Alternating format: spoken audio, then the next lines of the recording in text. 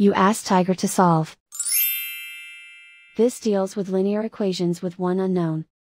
The final result is n equals -8. Let's solve it step by step.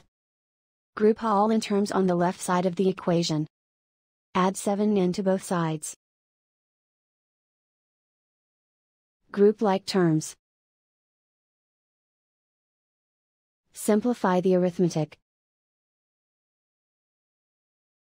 Group like terms.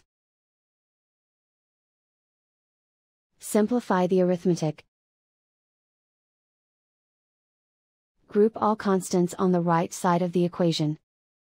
Subtract 2 from both sides.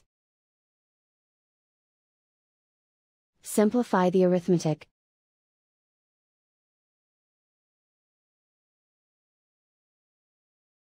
Isolate the n. Divide both sides by 2. Simplify the fraction. Find the greatest common factor of the numerator and denominator.